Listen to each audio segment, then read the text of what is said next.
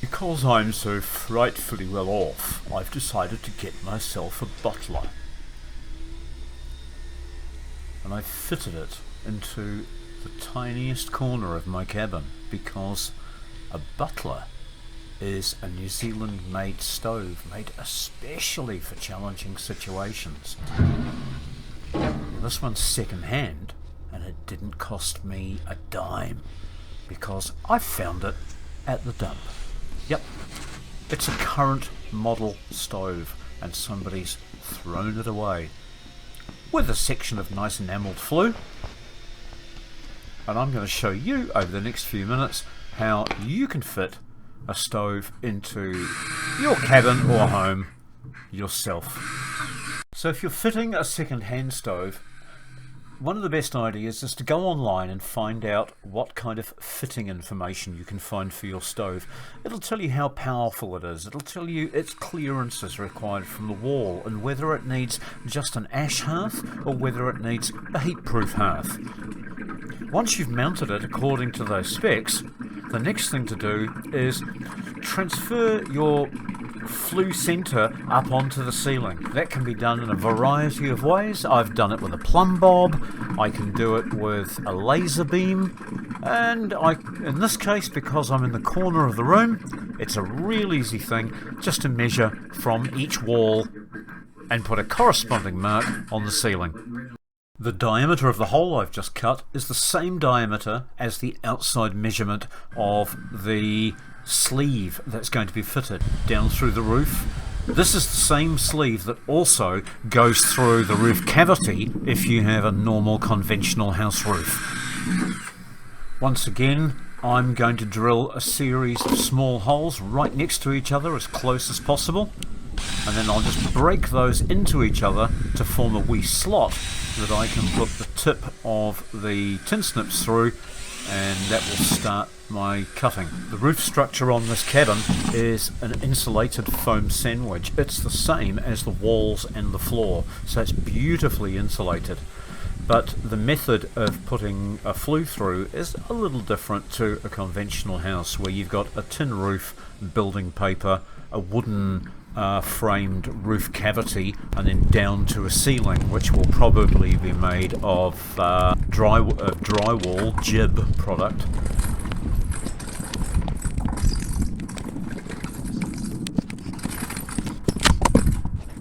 The idea of the sleeve is to stop direct contact of the hot flue with any of the home's structure.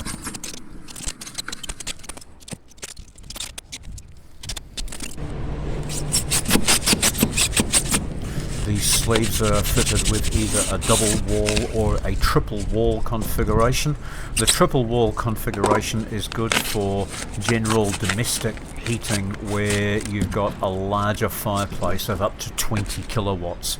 These little fires at 12 kilowatts don't need it, but luckily on another of my trips to the dump I found a flue kit that was in good enough condition to reuse, and it's a nice stainless steel outer sheath with the intermediate barrier, which I'll show you shortly. You can see how it's a 3-wall construction.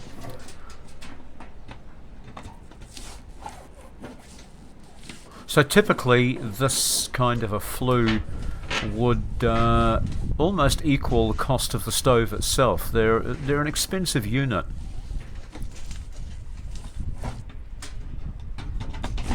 So I've now made sure that it's in contact with the panel at the bottom, not just sitting on the expanded polystyrene, and I'm now going to secure it in 2 axes with these metal tabs. First of all, I'll make sure that it's vertical in the left and right plane, or the x-axis, and then I can pivot it on these 2 pivot points and get it correct on the y-axis.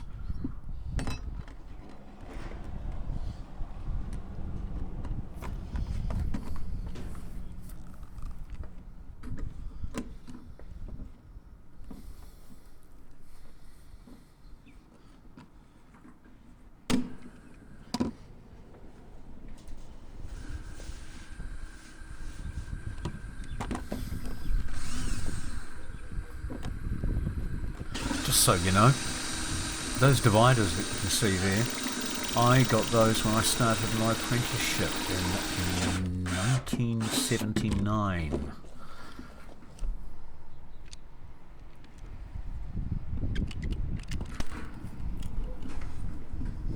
I am rushing to get this in because we've got our third ex-tropical cyclone for the year bearing down on us, which is due at 11 o'clock tonight. So I'm making sure that I've got plenty of firewood in and a very secure chimney, because we're expecting extremely high winds and rain.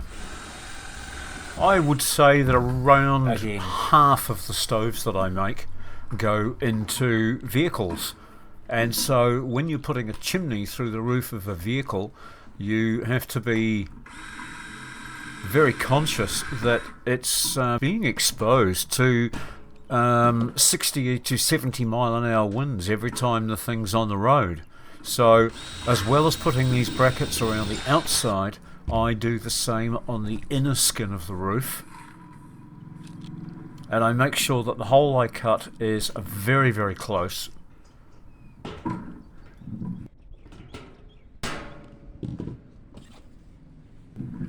Hey look, here's the Dectite. The Dectite is a big rubber flange that you cut to size using these handy lines, and that is what seals around the outside and stops water going down this gap.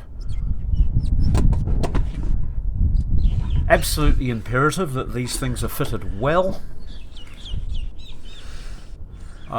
It's an easy job for me because on a flat new roof there's no difficulty at all, but if you're working on a corrugated roof, you must make sure to rivet or screw into the top of every corrugation, not the bottoms, because that's where the water runs. You put a rivet or a screw into the top of every corrugation and you push, and I mean you push, the Dectite flange down into the groove. Here in New Zealand, the building regulation people have devised a new regulation which I wholly agree with, and that is, instead of relying on the fact that people might not make a good job of getting it down into the bottom of every corrugation and its path, what they insist on now is to put a soaker, which is a large galvanized flashing from the top of the roof down to the bottom of the roof, and that means that this Dectite rubber flashing fits directly to a flat surface and there's far less chance of it leaking. In this installation I don't need that because I've already got a flat roof. Now I'm orientating this in a diamond pattern, diamond configuration. Instead of having one flat side at the highest point, I always put these with a point at the highest point. That means that water can never sit behind it. Water will always run down and away.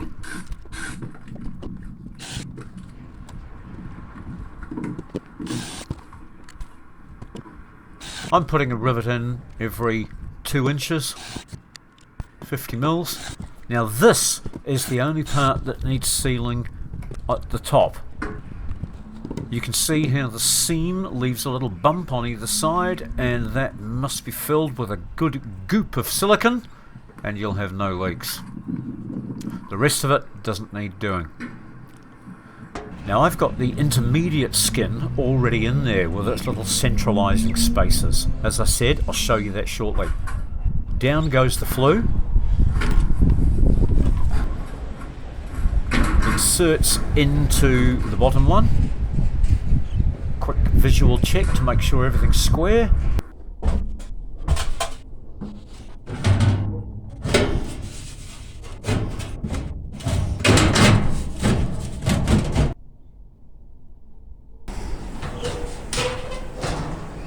So there we go, under 2 hours, and I've got the chimney flue kit fitted. The stove is in and all ready to go. It's about 4 o'clock in the afternoon. It's going to start chilling off shortly. perfect time to light the fire. So because this is still a current model, there's lots of information about it online, and the main thing that I was a little bit hesitant about is that they recommend a 4.2 meter chimney to get the correct draw. I can only get a 2.4 meter chimney, so hopefully it's going to have enough pull to get it to operate correctly. There's no smoke coming out of the door, that's a bonus. We'll just leave it with the door open for a few minutes, see how it behaves. It's a little bit dozy, but that's good because I don't need a roaring fire. This place isn't particularly big. This fireplace puts out 12 kilowatts of heat, which is way more than I need. I'm used to my little fireplaces that put out 5, and I know that 5 would be just a little bit stretched to heat these 2 cabins because they're joined together with this doorway, but a 12 is a bit of an overkill. So let's see how we go. I'd love to see an output of about 8 kilowatts. I'm going to go and make a cup of tea while this thing just burns down.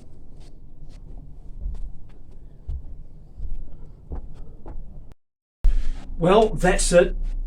It's in, and I'm super happy because it's now just turned 5 o'clock. It's starting to get dark and the temperature's down to 9 degrees. I know it's going to be another 4.5 degree overnighter.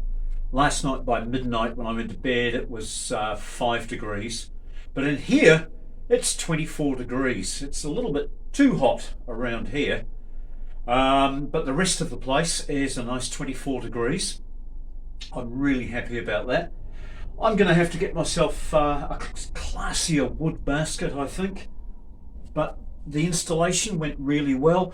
2 hours to get it in. Most of the parts I used I either got from the dump when I got this because it came with part of the chimney, and the rest of the bits I got from the dump on a previous visit. So yeah, the whole lot has cost me nothing with the exception of the rubber deck tight unit, the gland seal up on the roof. That was about $45, $48, something like that. I was so very lucky to get the stove. Here's a shout out to Wagner Stoves up in Kaitaia in New Zealand. If I didn't make my own stoves, I'd be buying one of their stoves. I've been on their website many times and looked at their range. They're New Zealand made stoves and they are very nice. I've fitted 3 of them for other people who've chosen not to buy my stoves, but they've asked me to install the stove that they did buy. And the stove they bought was one of these Wagner Sparkies. A Wagner Sparky is the smallest one that they make, and it's just a little bigger than my fires.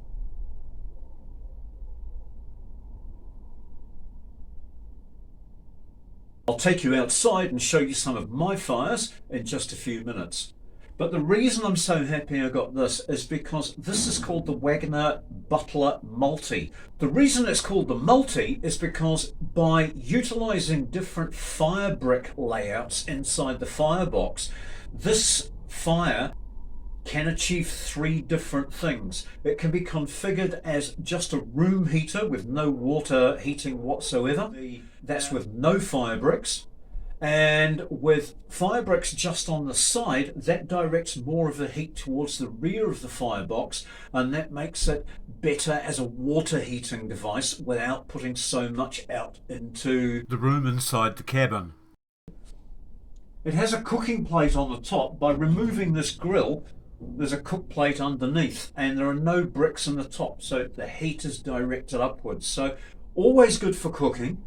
Can be used as a water heater and a space heater, or can be configured as just a light duty water heater with more heat coming out into the space. So they're a pretty cool fireplace, and to find a current model fireplace at the dump was just one of my best scores ever. I do 3 different sizes, small, medium and large. This is 1 medium and 2 larges, and then I do a whole lot of different, lots of And I do a whole lot of different specifications. There's the basic no frills model with no window, no heat shield, no ash pan, and then you can add those accessories as you wish until you get to the top model, which has the ash pan, the window and the door, the heat shield, and a grate so that it can also burn coal. You can cook on all of them. They all take a 4-inch flue. This one's been fitted with a galley rail so that the kettle can't fall off. Just search Blazing Stoves New Zealand if you're interested in having a look at all of them. Sorry, I don't send overseas.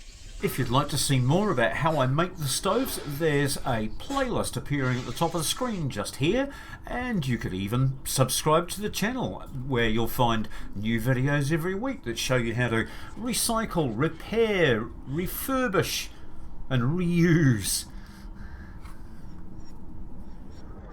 Hey, it's the outro song.